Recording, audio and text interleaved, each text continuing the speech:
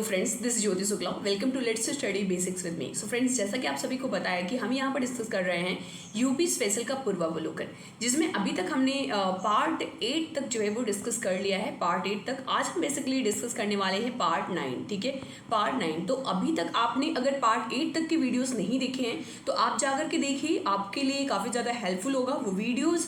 अगर आप यूपीपीएससी से रिलेटेड किसी भी एग्जाम की तैयारी कर रहे हो या यूपी से रिलेटेड किसी भी एग्जाम की तैयारी कर रहे हो, जैसे कि आप हो सकता है कि आप एसआई, कांस्टेबल, लेखपाल एक्सेट्रा, यूपी ट्रिपल एससी का भी नोटिफिकेशन आ गया है, तो मे बी अगर आप वहाँ पर भी तैयारी कर रहे हो तो इसके लिए भी ये काफ़ी ज़्यादा इंपॉर्टेंट हो जाता है, क्योंकि यहाँ पर हम डिस्कस करते हैं यूपी में क्या कुछ चीज़ें हैं, क्या कुछ खास बातें हैं, क्या कुछ इंपॉर्टेंट बन जाता है, उन चीज़ों को हम डिस्कस करते हैं।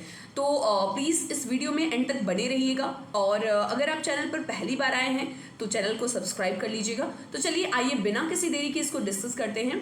तो यहाँ पर आज हम डिस्कस करने वाले हैं बांध, नदियाँ एवं सिंचाई के साधन। देखो, बांध यानी कि आपका डैम हो गया, नदियाँ, रिवर और सिंचाई के साधन, इरिगेशन सिस्टम के बारे में हम यहाँ पर डिस्कस करेंगे।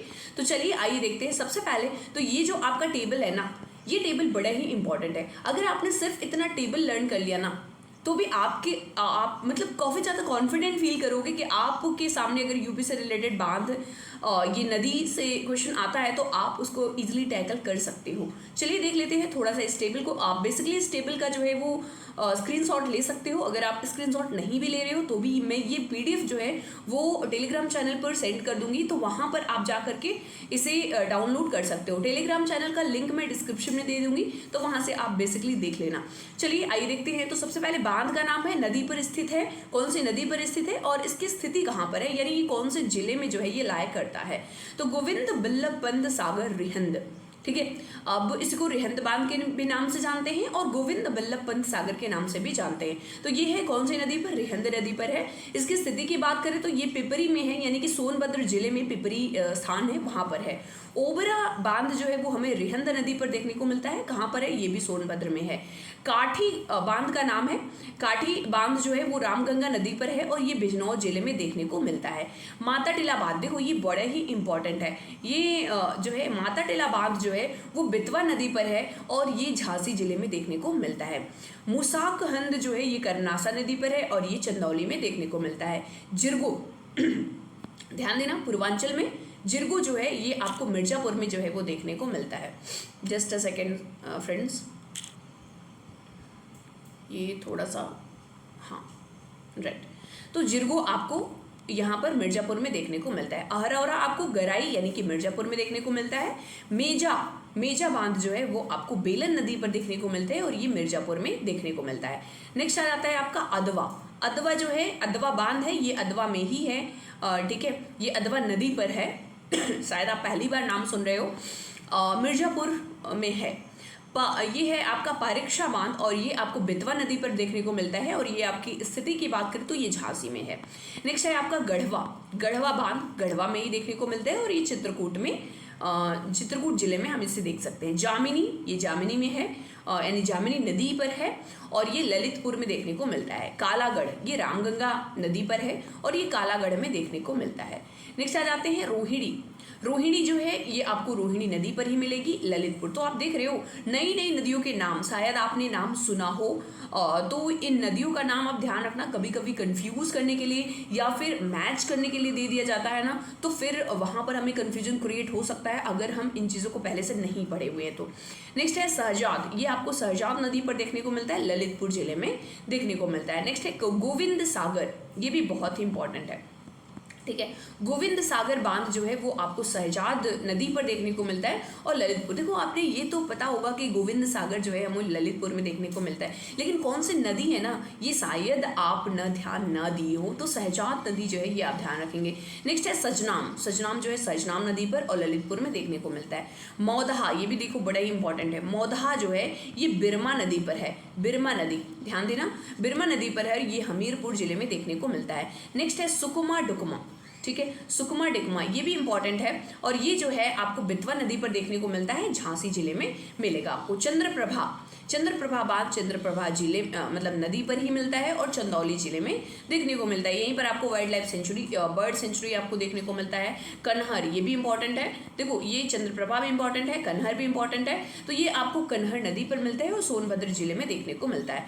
अर्जुन, ठीक है, अर्जुन बांध जो है वो अर्जुन नदी पर देखने को मिलता है, महोबा में ये लाया करता है। पथरई ये आपको पथरई और दूसरी नदी है सुखनाई, ठीक है, तो जो पथरई बांध है वो पथरई और सुखनाई नदी पर देखने को मिलता है। कहाँ पर है?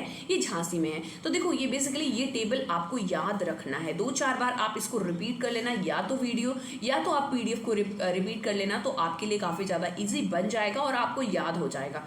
उत्तर प्रदेश की सर्वाधिक लंबी नदी की बात करें तो गंगा नदी। आप बता सकते हो मुझे गंगा नदी जो है वो कितने राज्यों में बहती है? तो 4 राज्यों में बहती है। कौन कौन सा? एक तो यूके यानी कि उत्तराखंड, ठीक है, उसके बाद आपका यूपी हो जाता है, और यूपी के बाद आपका बगल पड़ोसी आपका बिहार, और उसके बाद फिर आपका वेस्ट बंगाल, ठीक है। ये गंगा नदी की लंबाई कितनी है? तो 25 किलोमीटर, 25 किलोमीटर। तो ये अपने देश की सबसे लंबी नदी भी है।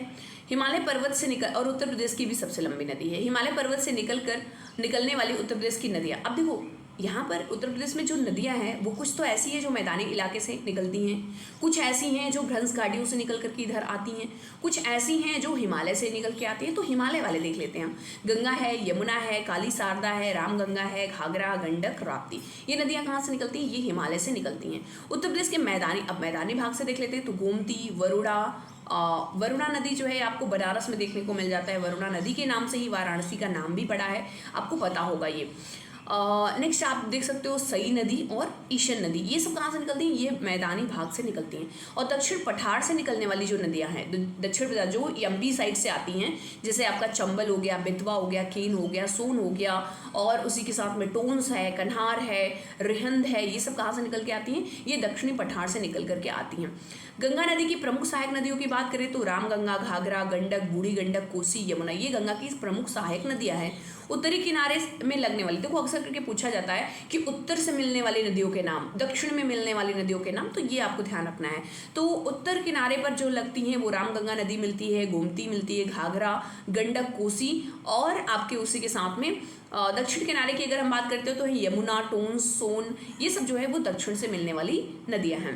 नेक्स्ट आ जाते हैं हम। गंगा नदी यमुना एवं पौराणिक सरस्वती नदी से प्रयागराज में मिलती हैं, और गंगा नदी का उद्गम स्थल जो है वो जो है गंगोत्री हिमनद से होता है। उद्गम स्थान की बात करें तो भागीरथी के नाम से इसका जो है वो जाना जाता है गंगा को। भागीरथी एवं अलकनंदा नदी का ही संयुक्त नाम जो है वो गंगा नदी है, ठीक है। आगे आते हैं, इन दोनों नदियों का जो संगम होता है वो कहाँ पर होता है? देवप्रयाग उत्तराखंड में होता है। और हरिद्वार से गंगा नदी मैदान क्षेत्र में प्रवेश करती हैं, और बिजनौर जनपद से गंगा नदी उत्तर प्रदेश में प्रवेश करती हैं। धौली गंगा नदी जो है वो अलकनंदा नदी से विष्णुप्रयाग में मिलती हैं, और मंदाकिनी नदी रुद्रप्रयाग में अलकनंदा से मिलती है। तो याद रखना कि जो विष्णुप्रयाग में है वो कौन सी नदियाँ मिलती हैं? तो धौली गंगा मिलती है, और कौन सी मिलती है? अलकनंदा मिलती है। मंदाकिनी नदी जो है वो आपको रुद्रप्रयाग देखने को मिलती हैं, कि ये मिलती है, किससे मिलती हैं? अलकनंदा से मिलती है। कौन कौन नदी? मंदाकिनी और अलकनंदा कहाँ पर मिलती है? रुद्रप्रयाग में मिलती हैं। नेक्स्ट आ जाते हैं हम। गंगा नदी जो है वो उत्तराखंड, उत्तर प्रदेश, ये हमने स्टार्टिंग में ही बताया कि ये 4 राज्यों में बहती हैं। और ये इंपॉर्टेंट है ध्यान देना कि कन्नौज के निकट गंगा नदी से राम गंगा नदी मिलती है। तो ऐसा पूछा जाता है कि कन्नौज के निकट गंगा नदी से कौन सी नदी मिलती है? तो वो आपका राम गंगा नदी जो है वो मिलती है। नदी देखो इसी के साथ में आप देख सकते हो कि नदी बांग्लादेश में, गंगा नदी जो है वो बांग्लादेश में बंगाल की खाड़ी में मिलती है। और गंगा नदी के किनारे स्थित उत्तर प्रदेश के प्रमुख नगर की बात करें तो फर्रुखाबाद, कन्नौज, इत्र नगरी जिसे हम बोलते हैं, फर्रुखाबाद जहाँ पर आलू का प्रोडक्शन बहुत ज़्यादा होता है, कानपुर जहाँ पर लेदर पार्क वगैरह बनाए गए हैं, प्रयागराज तो आप जानते हो कि बहुत ही प्रसिद्ध पवित्र स्थान है जहाँ पर हर 12 साल में जो है वो महाकुंभ और 6 साल में आपको कुंभ देखने को मिलता है। वाराणसी, मिर्ज़ापुर, वाराणसी, ये सब भी आप जानते हो। वाराणसी पवित्र नगरी जो है वो कही जाती है, धार्मिक हमारे देश की राजधानी भी कही जाती है। गढ़मुक्तेश्वर, सोरो आदि। कानपुर गंगा नदी के किनारे जो है वो दाएं किनारे से मिलती है। कहाँ से? दाएं किनारे से। एवं वाराणसी जो है वो बाएं किनारे पर जो है वाराणसी में बाएं किनारे पर गंगा नदी से जो है वो मिलते हैं। यमुना नदी का उद्गम बंदर पूंछ की पश्चिमी ढाल पर स्थित यमुनोत्री हिमनद से होता है। यमुना नदी उत्तर प्रदेश के सहारनपुर, शामली, बागपत, गाजियाबाद, गौतम बुद्ध नगर, अलीगढ़, मथुरा, हाथरस, आगरा, इटावा, औरैया, जालौन, हमीरपुर, बांदा, फतेहपुर एवं प्रयागराज जिलों से होकर जाती है। तो ये सारे जिलों का नाम ध्यान रखेंगे कहाँ से यमुना नदी जाती है। नेक्स्ट आते हैं चंबल नदी। यमुना नदी से इटावा के पास मिलती है। ध्यान देना, चंबल नदी कहाँ पर मिलती है? यमुना नदी से इटावा में मिलती है। बेतवा यमुना नदी के हमीरपुर निकट में मिलती है। कहाँ पर मिलती है? हमीरपुर में। कौन? बेतवा नदी जो है वो यमुना से मिलती है। बांदा में भुजहा के निकट यमुना नदी केन से मिलती है। कहाँ पर? बांदा में भुजहा के निकट जो है यमुना नदी केन नदी से मिलती है। उत्तर प्रदेश में यमुना नदी बृहद चाप का निर्माण करती है। ठीक है, उत्तर प्रदेश के मथुरा, वृंदावन, आगरा, इटावा, कालपी, हमीरपुर, बटेश्वर, कौसाम्बी नगर यमुना नदी के किनारे अवस्थित हैं। ठीक है, तो इन जिलों का नाम आप ध्यान रखेंगे। रामगंगा नदी का उद्गम हिमालय की दूधा टोली श्रेणी पौड़ी गढ़वाल से होता है और रामगंगा नदी कार्बेट नेशनल पार्क से होकर बहती है।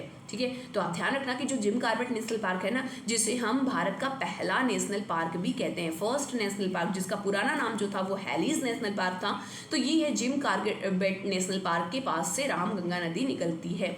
शारदा नदी का उद्गम कुमाऊं हिमालय मिलाप ग्लेशियर से होता है और प्रारंभ में इसे काली गंगा या गौरी गंगा के नाम से भी जाना जाता था। नेक्स्ट है शारदा नदी पीलीभीत एवं नेपाल की सीमा निर्धारित करती है। तो ये पूछा सकता है कि ये बताओ कि पीलीभीत और नेपाल की सीमा कौन सी नदी बनाती है, तो वो आपकी ये शारदा नदी हो जाएगी। शारदा नदी ब्रह्मदेव के निकट मैदानी मार्गों में प्रवेश करती है और सांप की भांति ये बहुत ही मतलब सर्पीले आकार में चलती है, यानी टेढ़े मेढ़े होते हुए घूमती हुई आती है से होकर प्रवाहित होती है। और शारदा एवं घाघरा नदी का संगम बहराम घाट के निकट होता है। कहाँ पर होता है? बहराम घाट के निकट होता है। घाघरा नदी का उद्गम माप चाचुंगू हिमनद तिब्बत से होता है। घाघरा नदी की सहायक नदियां करनाली, सिख, टिला, सेठी, बेरी, राप्ती एवं छोटी गंडक है। अयोध्या सरयू नदी के किनारे है। ये आपसे पूछा सकता है क्योंकि आए दिन अयोध्या जो है वो न्यूज में रहता है। तो अयोध्या कौन सी नदी के किनारे है? तो वो सरयू नदी के किनारे है। राप्ती नदी का उद्गम स्थल जो है वो रुकुम कोट नेपाल है। ठीक है, ध्यान देना कि जो राप्ती नदी है वो नेपाल में कहाँ से निकलती है? रकुम कोट से निकलती है। राप्ती की प्रमुख सहायक नदी जो है वो रोहिणी है और राप्ती एवं घाघरा नदियों का संगम देवरिया में बरहज नामक स्थान पर होता है। ध्यान देना कि ये जो राप्ती नदी और घाघरा नदी का जो संगम है वो कहाँ पर होता है? तो ये आपको बरहज देवरिया में मिलता है। नेक्स्ट है चंबल नदी का उद्गम जो है जाना पाव पहाड़ी महू मध्य प्रदेश से होता है और चंबल की प्रमुख सहायक नदियां काली, सिंध, पार्वती एवं बनास है। चंबल नदी मध्य प्रदेश, राजस्थान एवं उत्तर प्रदेश राज्यों की सीमा बनाती है। तो ध्यान देना कि ये जो चंबल नदी है वो तीन राज्यों की सीमा बनाती है।